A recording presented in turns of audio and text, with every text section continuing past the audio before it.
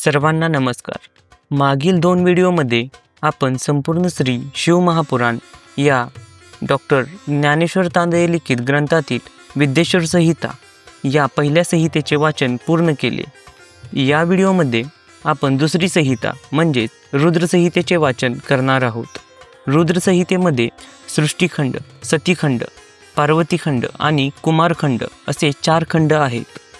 या व्हिडिओमध्ये आपण यापैकी सृष्टीखंडाचे वाचन करणार आहोत। विद्येश्वर संहितेमध्ये आपण भगवान शिवजींचे महात्म्य, लिंगाचे प्रकटीकरण, शिवजींची आराधना कशी करावी, ओमकार या प्रणवाचे महत्त्व, पार्थिव लिंगाचा, बिल्वपत्राचा आणि रुद्राक्षाचा महिमा याविषयी माहिती घेतली। या व्हिडिओमध्ये नारदांची कथा, सृष्टीची उत्पत्ती आणि रचना कशी झाली याविषयी माहिती मिळेल। चला तर वाचनाला सुरुवात करूया। संहिता 2 रुद्र संहिता। सृष्टीखंड। अध्याय 1। ऋषींची जिज्ञासा। वंदे शिव तप्रकृतेतादि प्रशांतमेक पुरुषोत्तमहि स्वमायया कृत्सनमिंदहि सृष्टिवान भोवदंत ब्रहिष स्थितयो यय। अर्थ: अफाट अनंत अशा संपूर्ण विश्वाची निर्मिती ज्यांनी आपल्या मायेने केली, जे या विश्वाला अंतर्बाह्य व्यापून आहेत, जे सर्वही प्रकृतीच्या पलीकडील आहेत, अनादी आहेत, अत्यंत शांत आहेत, त्या शिवजींना मी नित्य नमस्कार करत आहे। व्यास म्हणाले, संपूर्ण विश्वाचा पिता भगवान शंकर, जगन्माता पार्वती यांना वंदन करून मी रुद्रसंहिता वर्णन करत आहे।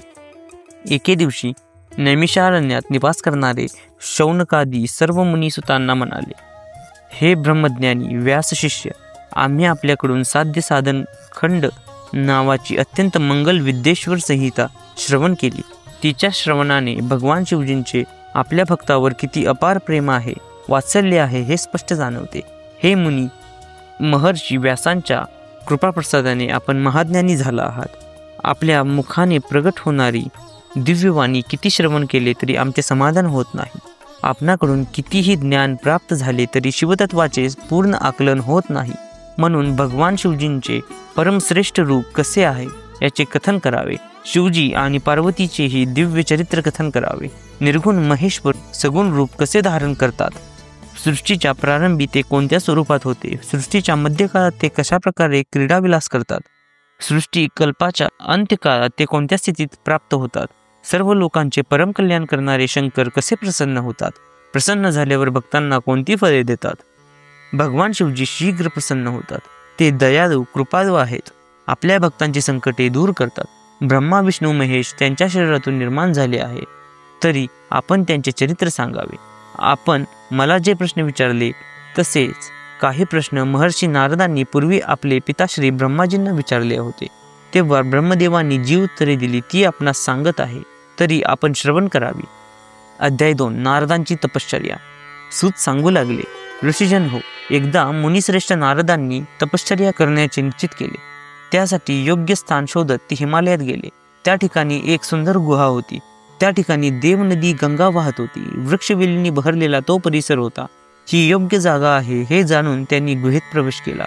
गुहेत त्यांनी साधनेला सुरुवात केली। त्यांची समाधी लागली। नारदांची तपश्चर्या पाहून देवराज इंद्र भीतीने व्याकुळ झाले। नारदांच्या तपश्चर्येचा भंग करण्यासाठी कामदेवाचे स्मरण केले। ते तत्काळ इंद्रासमोर प्रगट झाले। इंद्र म्हणाले, हे मदना, तुझ्या साह्याने अनेकांची तपश्चर्या भंग पावली आहे। हिमालयातील एका गुहेमध्ये नारद मुनी कठोर तपश्चर्या करत आहेत। ते ब्रह्मदेवाकडून इंद्रप्रदाचे वरदान मागतील अशा भीती माझ्या मनात निर्माण झाली आहे। त्यांच्या तपस्येचा भंग करावा म्हणून मी तुला येथे बोलवले आहे।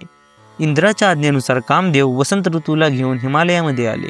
नारदांच्या गुहेमध्ये प्रवेश करून विविध कलांनी त्यांची तपस्या भंग करण्याचा प्रयत्न केला, परंतु नारदांच्या मनात कोणताच विचार निर्माण झाला नाही। याचे कारण का हे श्रवण करा। पुरातन काली भगवान शिवजींनी याच ठिकाणी तपश्चर्या केली होती। कामदेवांनी त्यांची तपश्चर्या भंग करण्याचा प्रयत्न केला। त्यावेळी शिवजींनी त्यांना भस्म करून टाकले। ते पाहून रती अतिशय व्याकुळ झाली। तिने आपल्या पतीला जिवंत करण्यासाठी देवांना प्रार्थना केली। शंकरांना दया आली आणि त्यांनी सांगितले, काही कालावधीनंतर कामदेव जिवंत होतील, परंतु या स्थानापासून चौफेर दृष्टी फिरवल्यावर जेवढा भूभाग दिसेल तेवढ्या परिसरावर कामदेवाच्या मायेचा काही प्रभाव पडणार नाही। या कारणामुळे नारदांची तपश्चर्या भंग पावली नाही.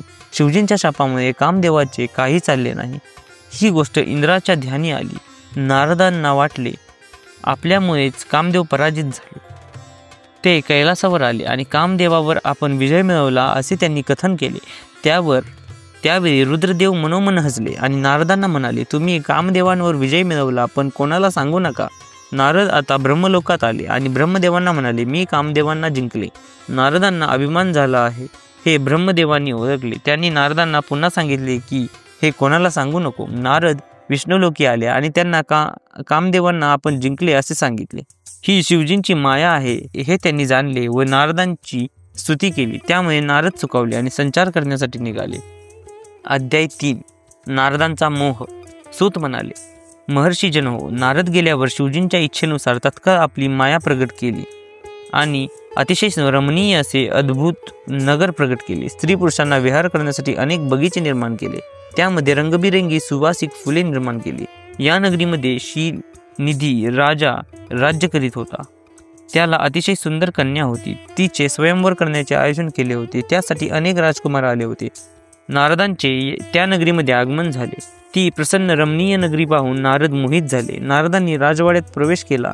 शीलनिधी राजाने त्यांना सिंहासनावर बसवले, त्यांचे पूजन केले आणि आपल्या कन्येला नारदांना नमस्कार करण्यासाठी बोलविले. तिचे लावण्य पाहून नारद विस्मित झाले. नारदांनी राजाला विचारले, देवकन्येसारखी ही सुंदर कन्या कोण आहे? राजा म्हणाला, ब्रह्मर्षी, ही माझी कन्या, ही उपवर आहे. तिचे लवकरच स्वयंवर करण्यात येणार आहे. तिला साजेल असा राजकुमार मिळावा अशी माझी इच्छा आहे. तरी हिच्या भाग्यात काय आहे हे आपण मला सांगावे. तिला पाहून नारदांच्या मनात तिच्या प्राप्तीची इच्छा निर्माण झाली, पण त्यांना काही बोलता येईना. राजा म्हणाला, तुझ्या कन्येला भाग्यवान पती लाभेल. शिवसमान त्याने कामदेवांना जिंकले असून तो वैभव संपन्न असेल. नारदाचे उद्गार ऐकून राजाला धन्य धन्य वाटले. नारद तेथून निघून गेले. शिवमायेमुळे नारदाच्या मनात राजकन्येचा विचार सतत येऊ लागला. नारद विष्णुलोकी गेले आणि त्यांना सारा वृत्तांत सांगितला. आपल्या मनातील इच्छा प्रगट केली. आपणास सुंदर रूप द्यावे अशी विनंती केली. विष्णूंनी त्यांना आपल्यासारखे मनोहर रूप दिले आणि माकडाचे तोंड दिले. नारद पुन्हा त्या राज्यात आले. आपणास आता राजकन्या माळा घालणार असे त्यांना वाटू लागले. राजकन्या मंडपात आली. अनेक राजपुत्रांना पाहिले. विष्णूसारखे रूप दिसले. ते नारद होते, परंतु चेहरा वानरासारखा होता. एवढ्यात विष्णू तेथे प्रगट झाले आणि त्यांनी राजकुमाराचे रूप घेतले. राजकन्येने त्यांना माळ अर्पण केली आणि तिला घेऊन जे निघून गेले. सर्वजण आश्चर्याने पाहत होते. त्या नारदांना आश्चर्य वाटले. आपला चेहरा आरशात पाहून त्यांना आश्चर्य वाटले. त्यांनी रुद्रगणांना शाप दिला. ती शापवाने ऐकून हे शिव इच्छेने घडले असे म्हणत ते शिवस्तुती करत स्वस्थानी गेले. विष्णूकडून नारदांना शिवभक्तीचा उपदेश. ऋषी म्हणाले, सूतजी, आपण कथन केलेल्या कथेवरून शिवमाया ही किती विलक्षण आहे याची जाणीव झाली.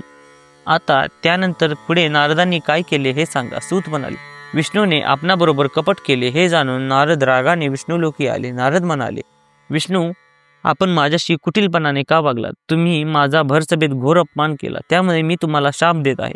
तुम्ही मनुष्य योनीत जन्माला याल. त्यावेळी तुम्हाला स्त्रीविरह सहन करावा लागेल.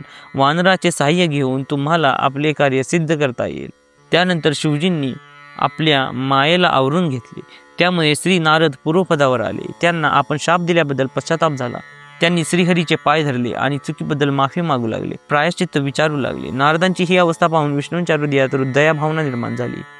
ते म्हणाले, शिवजींच्या इच्छेने सर्व गोष्टी घडल्या आहेत, तरी आपण खेद करू नये. तुम्हाला नरकात जावे लागणार नाही. शिवजींच्या कृपेने तुमचे कल्याण होईल. शिवजींचे निर्गुण स्वरूप सच्चित आनंद रूप आहे. त्यांना शिव म्हणतात. ते परमात्मा, परब्रह्म, परमेश्वर, महादेव इत्यादी नावाने ओळखले जाते. ते ब्रह्मा, विष्णू, महेश या 3 रूपात प्रगट होतात. ते मायेचे नियंता आहेत. नारद, आपण सर्व प्रकारचे संशय त्यागा आणि भगवान शंकरांचे गुणगान गात राहा. अनन्य भावाने शिवजींची स्तोत्रे म्हणा. त्यांची उपासना करा, पूजा अर्चा करा, भजन करा, मनन चिंतन करा. काया वाचा मनाने त्यांना शरण जा. शिव नामाने पापांचे डोंगर नाहीसे होतात. शिवनाम रूपी नौकेमध्ये बसलो तरी भवसागरातून पलीकडे जाता येते. नाशवंत प्रपंचामध्ये मानवाला दुःख भोगावे लागते, परंतु शिवनामरूपी अमृताचे अखंड सेवन केले तर अपार मनशांती लाभते. जन्ममरणाच्या चक्रातून सुटण्यासाठी शिवजींची भक्ती करावी. आपल्या हृदय मंदिरात शिवचरणांची स्थापना करून त्याचे पूजन करावे. शिवतीर्थाच्या यात्रा कराव्यात. काशी हे शिवजींचे अत्यंत प्रिय असे स्थान आहे. विश्वनाथांचे तेथे वास्तव्य आहे. त्यांचे पूजन करावे. ब्रह्मदेव हे शिवभक्त आहेत, त्यांना वंदन करा. शिवजींचा महिमा त्यांच्याकडून समजून घ्या. आजपासूनच शिवपूजेला आरंभ करा. ते प्रसन्न होऊन तुम्हाला मुक्ती प्राप्त होईल. शिवभक्तीचा उपदेश करून विष्णू अंतर्धान पावले. अध्याय 5. पवित्र तीर्थक्षेत्री नारदांचे भ्रमण आणि शिवचरित्राविषयी ब्रह्मास प्रार्थना. सूत म्हणाले, महर्षींनो, भगवान विष्णू अंतर्धान पावल्यानंतर नारद शिवलिंगांचे भक्तिभावाने दर्शन घेत भूलोकी संचार करू लागले. त्यांनी विविध शिवतीर्थाला भेटी दिल्या, शिवलिंगाचे पूजन केले. नारद पृथ्वीवर संचार करत असताना शाप दिलेले दोघे शिवगण त्यांचे समोर गेले. त्यांनी नारदांचे पाय धरले आणि म्हणाले, आम्ही शिवजींचे गण आहोत.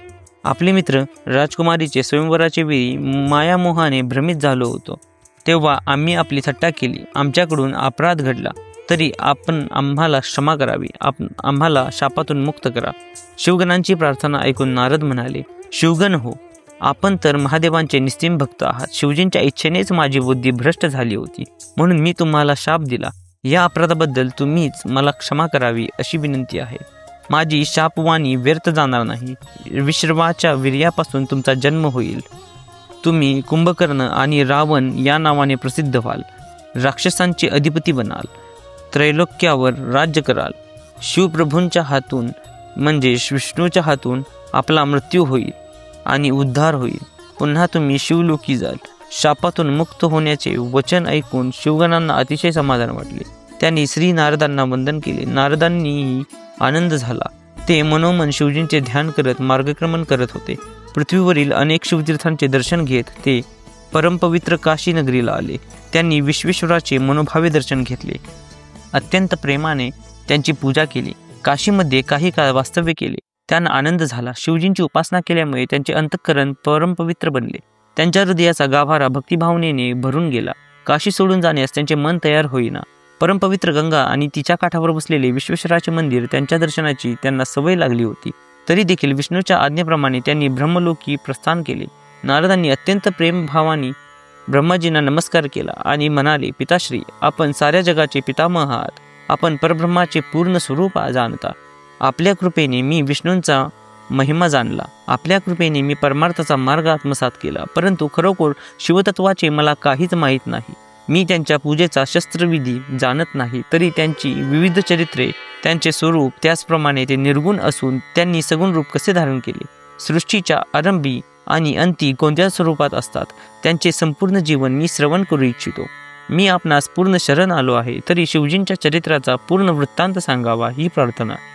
अध्याय 6. स्वतत्वाच्या स्वरूपाचे वर्णन आणि विष्णूची निर्मिती.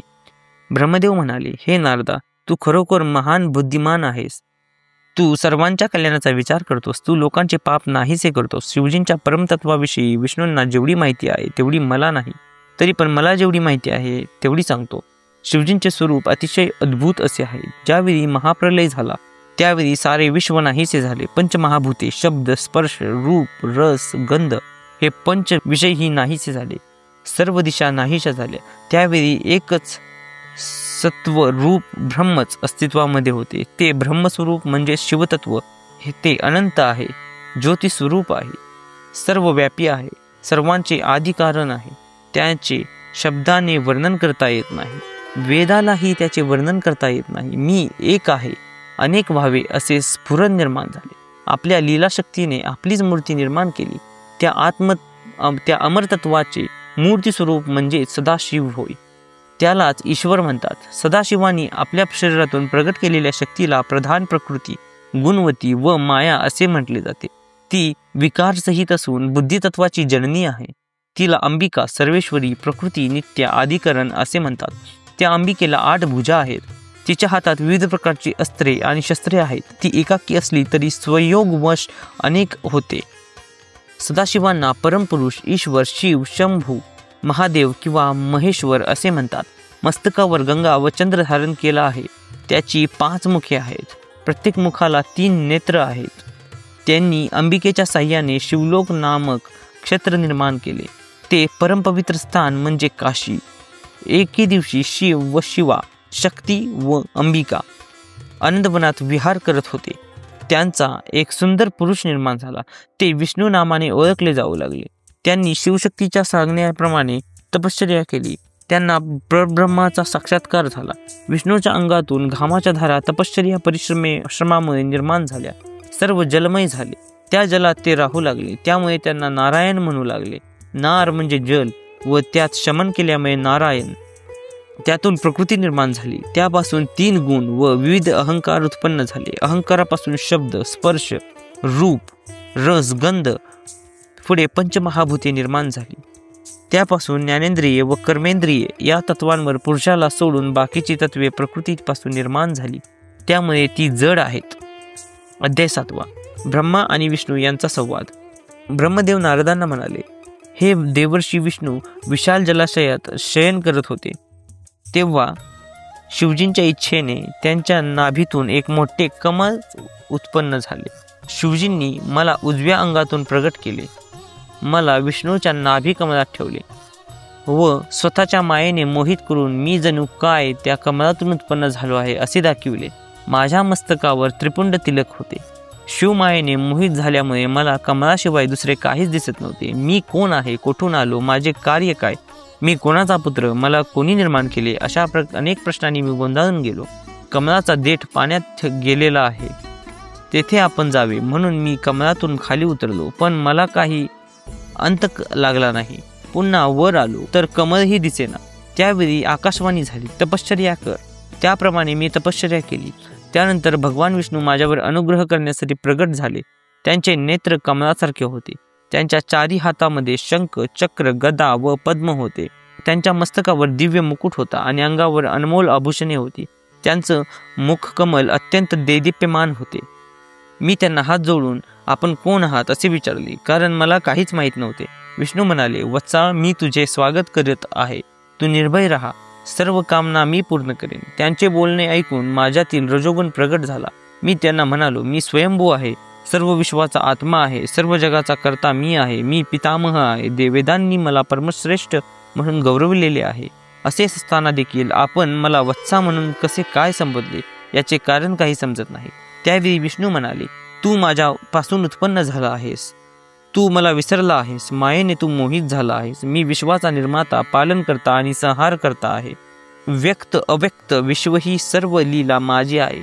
मी बुद्धी निर्माण केली. तिच्यातून अहंकार, पंचतन्मात्रा, पंचमहाभूते आदीप्रमाणे सर्व भौतिक सृष्टी उत्पन्न केली. असे आम्ही बोलत असताना एक अग्निस्तंभ म्हणजे एक ज्योतिर्मय लिंग प्रगट झाले. त्या अग्निस्तंभाचा आरंभ आणि अंत आम्हास काही कळालाच नाही. त्यामुळे आम्ही हात जोडून त्या ज्योतिर्मय लिंगास प्रार्थना केली की आपला आदी अंत कळत नाही तरी आपण कोण आहात हे आम्हास सांगावे. अध्याय 8. ब्रह्मा व विष्णूंना शिवजींचे दिव्य दर्शन. ब्रह्मदेव नारदांना म्हणाले, मी आणि विष्णू त्या दिव्य अग्निस्तंभाच्या रूपात प्रगट झालेल्या परमेश्वराच्या दर्शनासाठी अतिशय उत्सुक होतो. हात जोडून दर्शन देण्याची प्रार्थना केली. त्यावेळी अचानक अग्निस्तंभातून अर्थात त्या ज्योतिर्मय दिव्यलिंगातून ओमकार शब्दरूप नाद प्रगट झाला. प्रारंभी हा ओमकार कुठून प्रगट होतो ते काहीच कळेना. आम्ही त्या आवाजाचा शोध घेऊ लागलो. त्यावेळी विष्णूंना त्या लिंगाच्या डाव्या बाजूला सनातन आदिवर्ण अ आकाराचे, डाव्या बाजूला उ आकाराचे व मध्यभागी म आकाराचे दर्शन झाले. त्या अक्षरमात्रातून ओमकाराचा ध्वनी होतो. ओमकार मधील आकार हा सूर्यसमान होता. उकार हा अग्निसमान दीप्तिमान होता. मकर हा चंद्रासमान शीतल प्रकाश देणारा होता. त्यावेळी वर पाहिले तर अमृत स्वरूप परब्रह्माचा साक्षात्कार झाला. त्यावेळी हा दिव्य अग्निस्तंभ कुठून प्रगट झाला हे जाणण्याची तीव्र इच्छा निर्माण झाली. तेथे एक ऋषी आले आणि ते म्हणाले, हे विष्णू, शब्द ब्रह्ममय शरीर असलेले परब्रह्मरूप महादेवच त्या दिव्यलिंगाच्या स्वरूपात प्रगट झाले आहे. ते मन आणि वाणीच्या पलीकडचे आहेत. प्रणव हा एकाक्षर परब्रह्म वाचक आहे. ते परमात्माचे व्यक्त स्वरूप आहे. अ उ म या 3 अक्षर मात्रामध्ये तेच अधिष्ठित आहेत. हा सर्व अभिप्राय व्यक्त करण्यासाठी दिव्य ज्योती स्वरूप सदाशिवाने ओम ओम ओम असा उच्चार केला. त्यावेळी मी आणि भगवान विष्णूंनी भगवान महादेवांचे दिव्य स्वरूप पाहिले. त्यांना 5 मुखे व 10 हात होते. ते गौरवर्ण होते. ते अत्यंत तेजस्वी दिसत होते. त्यांच्या समवेत भगवती उमादेवी होती. त्या दोघांना नमस्कार करून आम्ही धन्य झालो. त्यावेळी 5 कलांनी युक्त 38 अक्षरांनी संपन्न शुद्ध स्वच्छ अशा ओमकार जनित मंत्रांचा साक्षात्कार झाला. त्यानंतर सर्वश्रेष्ठ मंत्र रूप असे ओम तत्वमसी हे महावाक्य दृष्टीस पडले. मग चतुर्वेद पुरुषार्थ साध्य करून देणारा बुद्धिस्वरूप गायत्री मंत्र दृष्टीस पडला. त्यानंतर मृत्युंजय मंत्र, पंचाक्षरी मंत्र, दक्षिणामूर्ती मंत्र व चिंतामणी मंत्र समोर दिसू लागले. भगवान श्रीहरी त्या मंत्रांचा जप करू लागले. त्यानंतर ऋग्वेद, यजुर्वेद, सामवेद हे ज्याचे स्वरूप आहे, जो ईश्वराचे ईश्वरूप आहे, जे सर्वांना प्रिय आहेत, ज्यांचे अंतःकरण अतिशय सौम्य आहे, जो पुराण पुरुष आहे, जे देवतांचे देव आहेत, ते माझे अधिपती आहेत, जे उत्पत्ती स्थिती व संहार करते आहेत आणि जे परमकल्याणकारी आहेत, त्या वरददायक सांब शिवाची मी आणि श्री विष्णूंनी अंतःकरणापासून प्रेमपूर्वक स्तुती केली. अध्याय 9. शिवजींच्या मूळ तत्वाचे वर्णन. ब्रह्मदेव पुढे नारदांना म्हणाले, मी आणि विष्णूंनी केलेली स्तुती ऐकून भगवान शिव अतिशय प्रसन्न झाले. त्यांनी आपले अक्षर ब्रह्ममय दिव्य स्वरूप आवरून घेतले आणि सगुण रूपाने साकार झाले. त्यांच्याबरोबर भगवती उमा होती. त्यांना 5 मुखे, 15 नेत्र, मस्तकी जटा, त्यावर चंद्रकोर भारी त्रिपुंड, नीलवर्ण कंठ, 10 भुजा, सर्वांगी भस्म लावलेले, विविध आभूषणांनी युक्त सर्वांग सुंदर आदिनाथांना उमेसहित पाहून आम्हाला अतिशय आनंद झाला. हात जोडून आम्ही त्यांची स्तुती करू लागलो. त्यानंतर त्यांनी आम्हाला वेदाचे ज्ञान दिले. आम्ही नमस्कार केला. त्यांना म्हणालो, हे महाप्रभू, आपण कशामुळे प्रसन्न होता? आपले पूजन कसे करावे? आपले कार्य कोणते? हे जाणून घेण्याची इच्छा आहे. भगवान शिव म्हणाले, हे श्रेष्ठ देवांनो, आपल्या शुद्ध भक्तीने संतुष्ट झालो आहे. माझ्या लिंगाची पूजा करा. लिंग हे माझे स्वरूप आहे. त्याच्या पूजनाने पूजाकाल इच्छित फल प्राप्त होते. हे ब्रह्मा, तू माझ्या आज्ञेने सर्व सृष्टीची रचना कर. हे विष्णू, सर्व सृष्टीचे पालन कर. शिवजी म्हणाले, मी सगुण आहे, तसा निर्गुणी आहे. मी सच्चिदानंद स्वरूप परमात्मा आहे. मी निर्विकार परब्रह्म आहे. मी सृष्टीची निर्मिती करतो, त्याचे पालन करतो आणि त्याचा संहारही करतो. मीच ब्रह्मा, विष्णू व रुद्र ही 3 स्वरूपे धारण करून कार्य करतो. मज निर्गुण परमात्म्याला कोणत्याही स्वयंयोगाने बंधन प्राप्त होत नाही. रुद्र हे माझे स्वरूप असून त्याच्यात व माझ्यात भेद करू नये. कार्यात भेद असला तरी कारणात भेद नाही. सर्वत्र शिवरूपच पाहिले पाहिजे. माझे सनातन रूप सर्व कथांमध्ये अधिष्ठित आहे. म्हणून ब्रह्मदेव, विष्णू, रुद्र यांच्यात भेद करू नये. चराचर प्राणीमात्रांविषयी भेद करू नये. हरिहरमध्ये कोणत्याही प्रकारचा भेद नाही. असा जो वागतो तो मला सर्वात प्रिय आहे.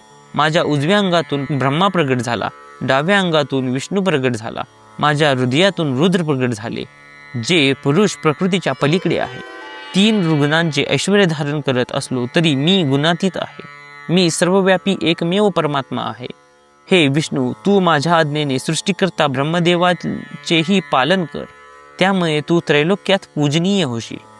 अध्याय 10. भगवान शिवजीकडून श्रीहरीवर कृपा. परमेश्वर शिव श्रीहरींना म्हणाले, श्रेष्ठ व्रताचे पालन करणाऱ्या विष्णू, माझी एक आज्ञा ऐक.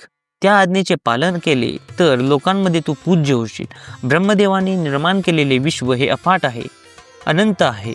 त्यामुळे जगात अनेक प्रकारची संकटे निर्माण होणार. तरी त्या संकटांचे निवारण विष्णू तुला करावयाचे आहे. विष्णू, तुला सहाय्य करण्यासाठी मी सदैव तुझ्या पाठीशी राहीन. तुझे जे शत्रू आहेत त्यांचा मी नाश करण्यास सहकार्य करीन. धर्माला ग्लानी येईल त्यावेळी धर्माचे रक्षण करण्यासाठी व अधर्माचा नाश करण्यासाठी तू अवतार घेऊन आपली कीर्ती जगामध्ये वाढव. सद्धर्माने वागणाऱ्याचा उद्धार करण्यासाठी सदैव तत्पर राहा. मी रुद्र रूपाने तुझी व सर्वांची अशक्य कार्य सिद्धीस नेईन. तू आणि ब्रह्मदेव रुद्राचे ध्यान करावे. तुमच्या तिघांमध्ये काही भेद नाही, कारण तुमच्यामध्ये एकच तत्व अधिष्ठित आहे. तुम्ही तिघे एकमेकांना पूरक आहात. जे तुझी निंदा करतील त्यांचे पुण्य नाहीसे होईल. तुझा द्वेष करणाऱ्याला नरकाची प्राप्ती होईल. भक्तांना तू मोक्ष देणारा होशील. लोकांमध्ये तू परमपूज्य होशील. तू साधुजनांवरती अनुग्रह करशील. ब्रह्मदेव नारदांना म्हणाले, हे मुने. त्यानंतर भगवान शिवजींनी माझा हात श्रीहरींच्या हाती दिला आणि म्हणाले, विष्णू, तू याला संकटसमयी अवश्यही मदत करत राहा. तू सर्वांचा अधिपती होशील. तू साधकांच्या सर्व योग्य कामना पूर्ण करशील. जो तुला शरण येईल त्याला मी देखील आश्रय देईन. तू सर्वांचा जिवलग होशील. रुद्र हे तुझे ध्येय असेल. तू रुद्राच्या स्वरूपात माझे ध्यान करत जा. यानंतर ते म्हणाले, ब्रह्मदेवाचे 1 वर्ष म्हणजे विष्णूचा 1 दिवस. त्या प्रमाणात त्यांचे आयुष्य 100 वर्षांचे आहे. विष्णूचे 1 वर्ष म्हणजे रुद्राचा 1 दिवस. त्याप्रमाणे त्याची आयुर्मर्यादा 100 वर्षाची आहे. ब्रह्मदेव नारदांना म्हणाले, भगवान शिवजींचे बोलणे ऐकून मी श्रीहरींना साष्टांग नमस्कार केला.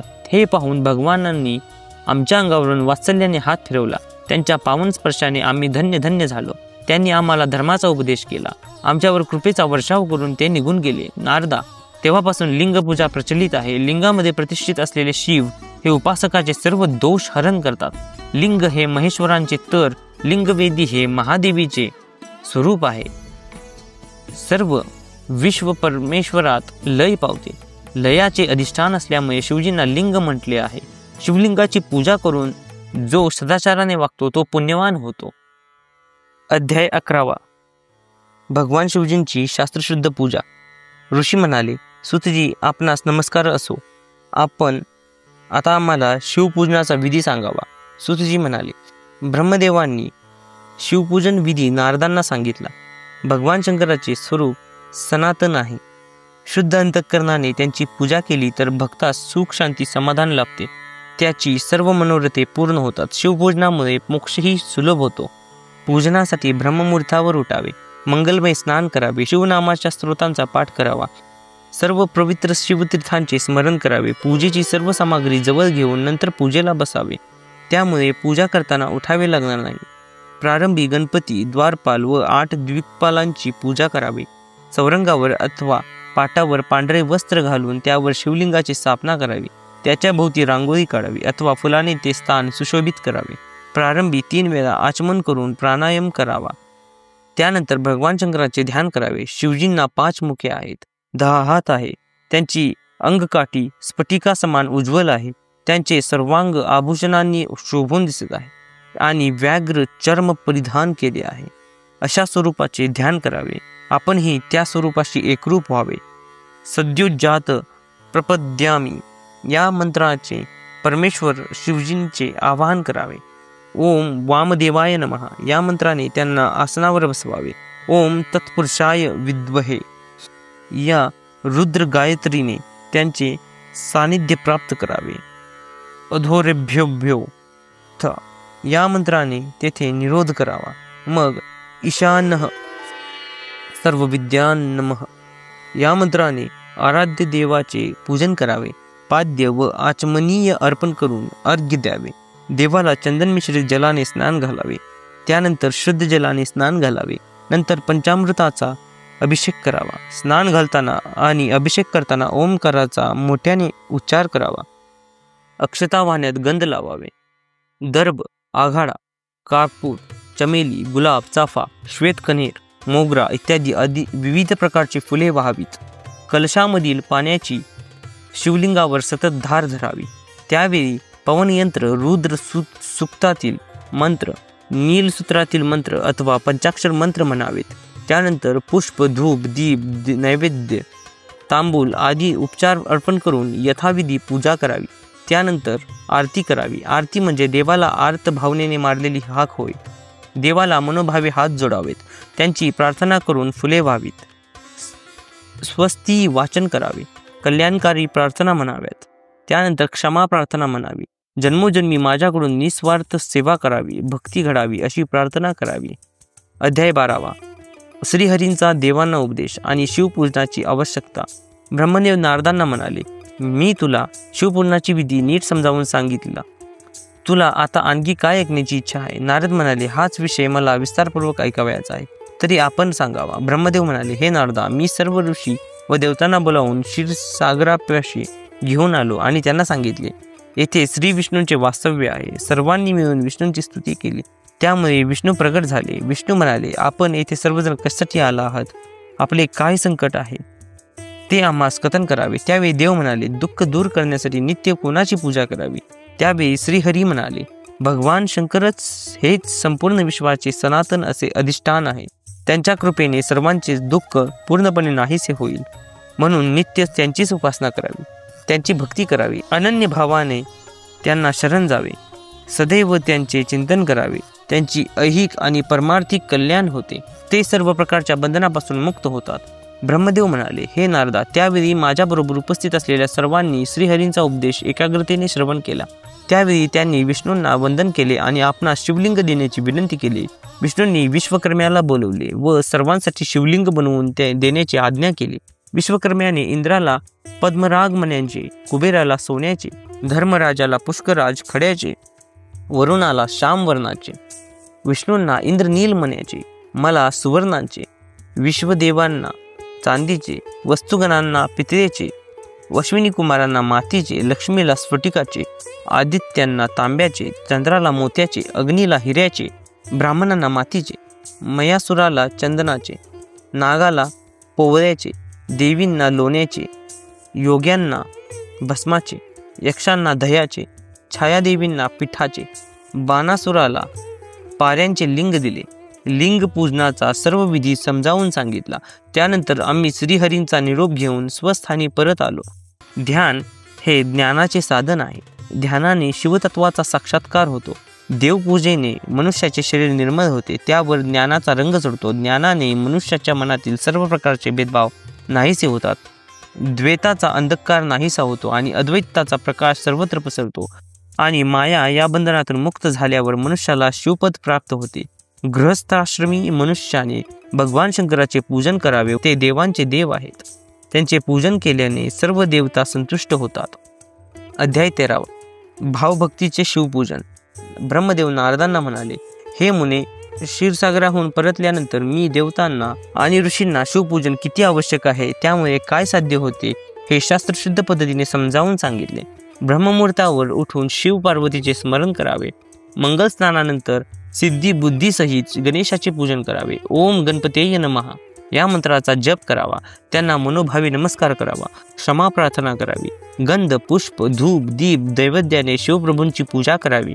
शिवजींच्या पूजनाने सर्व देवतांची पूजा होते. आपल्या घरी शिवलिंग असावे. शिवजींना बिल्वपत्र प्रिय आहे. बिल्वपत्र वाहिल्याने शिवजींची पूजा सफल होते. शिवजींना पक्वानांचा नैवेद्य दाखवा. साष्टांग नमस्कार करावा. उंजळीत फुले घेऊन शंकरांना अर्पण करावीत. येथे आपल्या अंतःकरणातील भावभक्तीला अत्यंत महत्त्व आहे. देव भावाचा भुकेला हे वचन लक्षात ठेवावे. श्रद्धेने पूजा करावी. अध्याय 14. विविध पुष्पे व जलधारांनी करावयाची पूजा. ऋषी सुतांना म्हणाले, आता कोणत्या फुलांनी शिवजींची पूजा केल्याने काय फल प्राप्त होते ते सांगा. सूत म्हणाले, ऋषीजन हो, पूर्वी नारदांनी हाच प्रश्न विचारला होता, तेव्हा त्यांनी जे निरूपण केले तेच तुम्हाला सांगतो. ब्रह्मदेव म्हणाले, नारदा, कमल, बिल्वदल, शतपत्र आणि शंखपुष्पे जर शिवजींना वाहिली तर धनसंपत्ती वाढण्यास मदत होते. जो निस्वार्थ भावनेने शिवपूजन करतो तो शिवाशी एकरूप होतो. शंखपुष्पांनी पूजन करण्याला विशेष महत्त्व आहे. मृत्युंजय मंत्रांचा 5 लाख जप केला तर शिवांचे दर्शन होते. शिवजींना दर्भ वाहण्याने पूजाकाल मोक्ष मिळतो. निगडीची फुले वाहिली तर मन हे निर्मळ होते. पारिजातकाची फुले वाहिली तर सुखसंपत्ती वाढते. महादेवाला तांदूळ वाहिले तर लक्ष्मीची वृद्धी होते. तिळाने पूजा केली तर महापातके नाहीशी होतात. निस्वार्थ भावनेने पूजा केली तर मुक्ती प्राप्त होते. शिवजींना जलधारा अर्पण केल्याने अपार पुण्य लाभते. शिवनामाचा जप मोठ्याने करावा. तसेच पूजा करताना शिवसहस्त्र नामवलीचा पाठ करावा. अध्याय 15. सृष्टी रचनेचे वर्णन. नारद ब्रह्मदेवांना म्हणाले, आपण शिवचरित्र सांगून माझे ज्ञान वाढवले. आता शिवप्रभूंच्या आज्ञेप्रमाणे पुढे काय केले याविषयी माहिती सांगा. ब्रह्मदेव म्हणाले, आम्हाला आशीर्वाद देऊन व आज्ञा करून शिवजी अंतर्धान पावले. मी श्री हरी विष्णूकडून ज्ञान प्राप्त करून सृष्टीची रचना करण्याचा निश्चय केला. त्यांनी मला उपदेश केला. मी कठोर तप करावयास सुरुवात केली. त्या आराधनेने विष्णू प्रगट झाले. विष्णू म्हणाले, शिवजींच्या इच्छेने मी आपल्या सर्व इच्छा पूर्ण करू शकतो. तरी आपली काय इच्छा आहे ते सांगा. त्यावेळी शिवजींनी अनंत रूप धारण केले. त्या सर्व बाजूंनी व्यापून राहिले. मी अनन्य भावनेने नमस्कार केला. महादेवांच्या प्रेरणेने मला सृष्टी निर्मितीची इच्छा झाली. त्यावेळी सृष्टीची निर्मिती झाली. त्यानंतर माझ्याकडून स्थावर पदार्थांची रचना झाली. याला मुख्य सर्ग म्हणतात. मी दुसरा सर्ग उत्पन्न केला. यामध्ये पशुपक्षी इत्यादीचा समावेश आहे. ऊर्ध्व स्तोत्र नावाच्या 3ऱ्या सर्गाची रचना केली. सात्विक सर्ग देवसर्ग म्हणून विख्यात झाला. त्यानंतर माझ्याकडून रजोगुणी सर्ग निर्माण झाला. 5 वैकृतिक आणि 3 प्राकृतिक सर्ग मिळून 8 प्रकारची सृष्टी निर्माण झाली. या 8 सर्गशिवाय आणखी एक 9वा सर्ग आहे, ते प्राकृतिक आहे आणि वैकृतकही आहे. द्विजात्मक असलेल्या या सर्गाला कौमार सर्ग म्हणतात. यात सनक, सनंदन इत्यादी कुमारांची निर्मिती झाली. हे 4 कुमार माझे मानसपुत्र आहेत. ते वैराग्यवान आहेत, सात्विक व्रताचे पालन करणारे आहेत, प्रपंचापासून अलिप्त व ज्ञानी आहेत. ते शिवजींचे स्मरण करत असतात. त्यांनी सृष्टिकार्यात लक्ष घातले नाही. मी विष्णूंचे स्मरण केले. ते मला म्हणाले, तुम्ही भगवान शिवजींची तपश्चर्या करा. त्यांच्या सांगण्याप्रमाणे मी तपश्चर्या करण्यास सुरुवात केली. त्यावेळी अर्धनारीश्वर रूपाने ते प्रगट झाले. परम तेजस्वी त्यांचे ते रूप पाहून मी धन्य धन्य झालो. मी त्यांना भक्तिभावाने नमस्कार केला, त्यांची स्तुती केली. त्यांनी आपल्यासारखे अनेक गण निर्माण केले.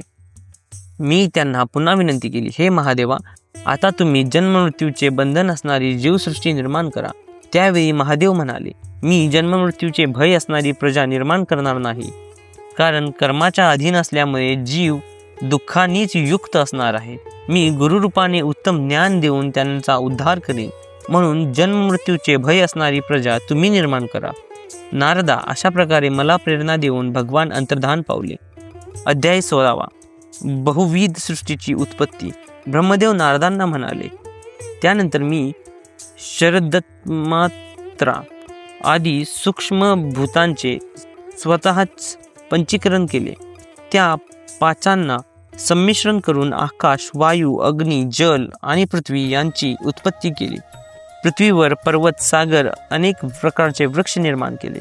मी उत्पत्ती आणि विनाशशील अनेक पदार्थ निर्माण केले. सदाशिवांचे ध्यान करून तपश्चर्या करणाऱ्या पुरुषांना निर्माण केले. मरीची, भृगु, अंगीर, पुलह, पुलत्स्य, वशिष्ठ, कृतु, अत्री, दक्ष, कधर्म, धर्म निर्माण केले. त्यांना पाहून मी समाधानी झालो. धर्माने मानवरूप धारण केले आणि ईश्वर प्राप्तीची साधना करू लागले. त्यानंतर सूर असुरांना निर्माण केले. शिव प्रेरणेने अर्धा भाग पुरुष आणि अर्धा भाग स्त्री झालो. तो पुरुष स्वयंभू मनु होय. त्याची उच्च कोटीची साधना केली. ती स्त्री म्हणजे शतरूपा होय. तिने ही तपस्या केली. मनुने विवाह करून शतपस्येचा स्वीकार केला. त्या दोघांपासून सृष्टी निर्माण झाली. स्वयंभू मनुपासून शत्रुपाला प्रियव्रत आणि उत्तानपाद असे 2 पुत्र झाले. आकुती, देवहूती व प्रसूती या 3 कन्या झाल्या. त्या उपवर झाल्यानंतर मनुने आकुतीचा विवाह रुची नामक मुनीशी करून दिला. देवहूती कर्दमाला आणि प्रसूती दक्ष प्रजापतीला दिली. त्यांच्या संततीने जगात प्रजेची वाढ होऊ लागली. अशा प्रकारे सृष्टीत अनेक स्त्री पुरुषांची निर्मिती झाली. तसे वृक्ष, तृण, लता, पशु, पक्षी पर्यंत असे सर्वत्र उत्पन्न झाले.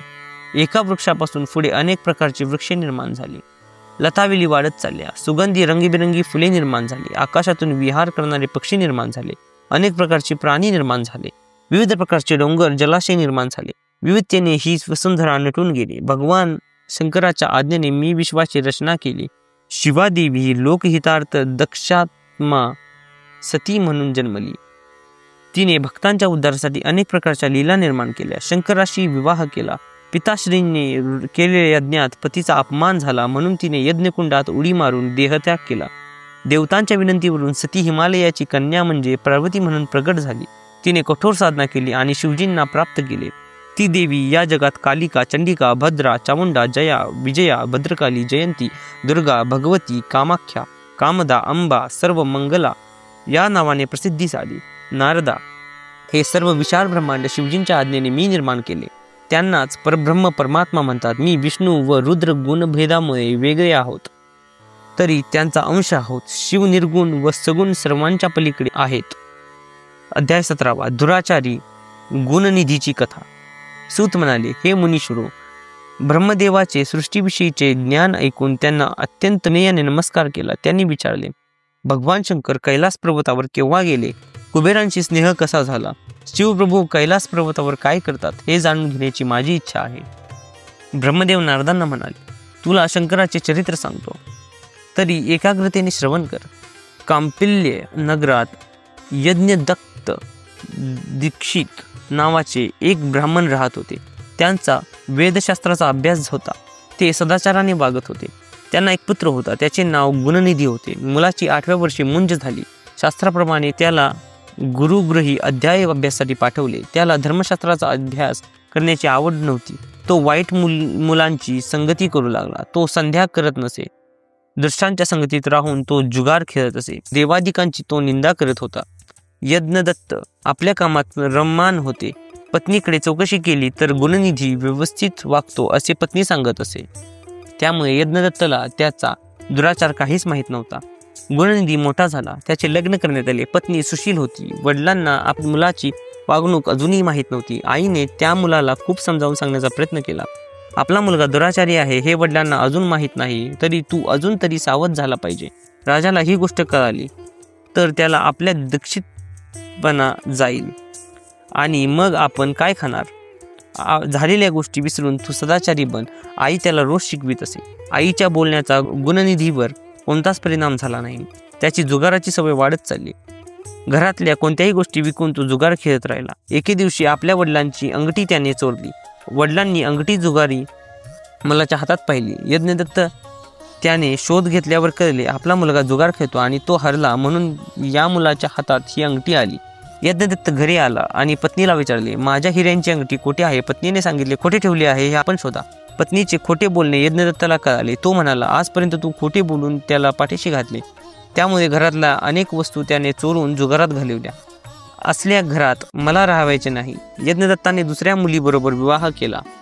अध्याय 18. गुणनिधीच्या भक्तीमुळे कुबेरपद प्राप्ती. ब्रह्मदेव म्हणाले, हे नारदा, गुणनिधीला कळावे की आपल्या वडिलांनी दुसरा विवाह केला आहे. त्यामुळे तो आता घरी जाण्यास घाबरू लागला. आता आपले कसे होणार हा विचार त्याच्या मनात निर्माण झाला. त्यामुळे गुणनिधी नगर सोडून निघून गेला. गुणनिधीने काही खाल्ले नव्हते. भूक लागली होती. अशा वेळी तो एका शिवमंदिराजवळ येऊन पोहोचला. तो एका झाडाखाली बसला. भुकेने तहानेने त्याचा जीव व्याकुळ झाला होता. त्याने विचार केला की आपण सदाचारी बनावयाचे, ते दुराचारी कसे काय बनलो? आईने माझे अपराध पोटात घातले, परंतु येथे प्रेम करणारे कोणीच नाही. बघता बघता सायंकाळ झाली. त्यावेळी त्यांनी पाहिले की एक शिवभक्त आपल्या स्वजनासह शिवालयात येत आहेत. त्याने अत्यंत भक्तिभावाने शिवजींची पूजा केली. शिवजींच्या समोर नैवेद्य ठेवला. त्यावेळी गुणनिधीने विचार केला की शिवभक्त मन निघून गेले की आपण शिवांच्या समोर ठेवलेला नैवेद्य खाऊ. गुणनिधीच्या पोटात अन्न नव्हते, त्यामुळे त्याला झोप आली नव्हती. सर्वजण झोपी गेल्यावर गुणनिधीने शिव गाभाऱ्यात प्रवेश केला. त्या ठिकाणी दिव्यांची ज्योत मंद झाली होती. नैवेद्य कोठे ठेवला आहे हे देखील दिसत नव्हते. त्यामुळे गुणनिधीने आपला अंगरखा फाडून त्या दिव्यात वातीप्रमाणे घातला व त्याचा प्रकाश सर्वत्र पसरला. त्याने नैवेद्य घेतला व तो बाहेर येऊ लागला. झोपलेल्या एका माणसाला त्याची चाहूल लागली आणि तो पकडा पकडा म्हणू लागला. इतर माणसे जागी झाली, त्याच्या मागे लागली. आवाजाने पुढील माणसे जागी झाली आणि त्यांनी गुणनिधीला पकडले. त्याला मारहाण केली. तो आंधळा झाला. त्यामुळे नैवेद्य भक्षण करता आला नाही. गुणनिधी मृतप्राय झाला होता. यमदूत तेथे आले आणि त्यांनी त्याचे पाप सांगितले. आई वडील कोणाचेच त्यांनी ऐकले नाही. सर्वांना त्रास दिला, खोटा बोलला. आता त्याला नरक यातना भोगाव्यास लागतील. त्यावेळी शिवदूत तेथे आले व म्हणाले, गुणनिधी पापी असला तरी याने अत्यंत आदरभावनेने शंकराची पूजा पाहिली. आपला अंगारखा फाडून ज्योत केली व शिवलिंगासमोर प्रकाश निर्माण केला.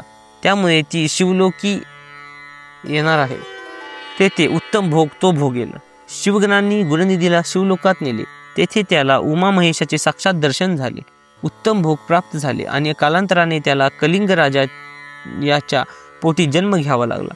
त्याचे नाव दम असे ठेवले. बालपणापासून तो शिवाची उपासना करीत असे. वडिलांनंतर तो राज्यावर बसला. त्याने शिवजींचा खूप प्रचार केला. तो प्रत्येक राज्यात दीपोत्सव करू लागला. तो खूप श्रीमंत झाला. त्याचे नाम कुबेर पडले. नारदा, शिवजीची केलेली थोडी आराधना देखील वाया जात नाही. गुणनिधी कुबेर झाला. थोडी भक्ती देखील फलदायी आहे. अध्याय 19. शंकराच्याकडून कुबेरांना वरदान. कुबेराने साधना करून शिवजीला प्रसन्न करून घेतले. शिवजी उमेसह प्रगट झाले. कुबेरांना ते परम तेज सहन होईना. त्याने डोळे मिटून घेतले. शिवजींनी त्यांना दिव्यदृष्टी दिली. कुबेराने डोळे उघडले तर शिवजींच्या जवळ त्याला पार्वती दिसली. ती अत्यंत तेजस्वी होती. कुबेराने विचार केला की ही अत्यंत तेजस्वी कोण आहे, हिने कोणती तपस्या केली आहे. तो उमेकडे सदैव पाहू लागला आणि त्याचा डावा डोळा फुटला. उमेला राग आला. ती शिवजींना म्हणाली, हा कोण तपस्वी आहे, माझ्याकडे एकटक पाहत आहे. शंकर म्हणाले, उमे, हा तुझा पुत्र आहे. हा दृष्ट विचाराने तुझ्याकडे पाहत नसून तुझे तप किती श्रेष्ठ आहे याचा तो विचार करत आहे. महादेव यज्ञदत्ताच्या पुत्रास म्हणाले, तुला मी वर देत आहे. तू समस्त निधीचा अधिपती होशील. यक्ष किन्नरांचा अध्यक्ष होशील. तू सर्वांना धन देणारा होशील. मी नेहमी तुझ्या समीप असेल. अलकापुरीजवळ निवास करीन. ही तुझी माता उमा आहे. हिला नमस्कार कर. उमेला नमस्कार केला आणि उमेने आशीर्वाद दिला. कुबेर अलकापुरीस गेला. शिवजींनी अलकापुरीजवळ कैलासावर आपले स्थान निश्चित केले. अध्याय 20. भगवान शंकराचे कैलास गमन. ब्रह्मदेव नारदांना म्हणाले, कुबेराच्या तपोबलाने भगवान शिवजींचे कैलास पर्वतावर कसे आगमन झाले ते आता सांगतो. ब्रह्मदेवाच्या ललाटापासून झालेला आणि सृष्टीमध्ये संहार करणारा रुद्र हा माझे स्वरूप आहे. म्हणून त्याच्याच रूपाने गृहकाचे निवासस्थान असलेल्या कैलासावर जाणे, कुबेराचा मित्र म्हणून तपश्चर्या करावी. शिवजीची इच्छा ऐकून रुद्रदेव कैलासावर जाण्यास निघाले. आनंदाने डमरू वाजवू लागले. तो प्रचंड मोठा ध्वनी ऐकून श्रीहरी, सर्व देवदेवता, ऋषीमुनी, वेदशास्त्र संपन्न तसेच सिद्ध असे सर्व गण त्यांच्याजवळ पोहोचले. असंख्य महाबलवान गणपाल आपल्या अनेक गणपरिवारासह तेथे आले. श्रीहरीचे अत्यंत तेजस्वी स्वरूप होते. शिवदर्शनाच्या इच्छेने अनेक महात्मे तेथे आले होते. मी, श्रीहरी, देवता, गणपाल वगैरे सर्वांनी शिवजींना मनोभावे वंदन करून त्यांची स्तुती केली. कुबेरांनी सर्वांचे स्वागत केले. शिवप्रभूंची पूजा केली. कैलासावर उत्तम प्रासाद बांधण्यात आले. कुबेरावर अनुग्रह करून शिवजी कैलास पर्वतावर निघाले. भगवान शिवजी कैलासावर राहू लागले. दक्ष कन्या सतीशी विवाह केला. सुखाने संसार करू लागले. हे नारदा, रुद्र स्वरूप शंकर कैलासावर कसे आले हे तुला सांगितले. कुबेराशी मैत्री कशी झाली हे देखील सांगितले. या कथा एकाग्रचित्ताने जो श्रवण करेल त्याला सुखशांती लाभेल. रुद्रसंहितेचा पहिला खंड, सृष्टिखंड समाप्त.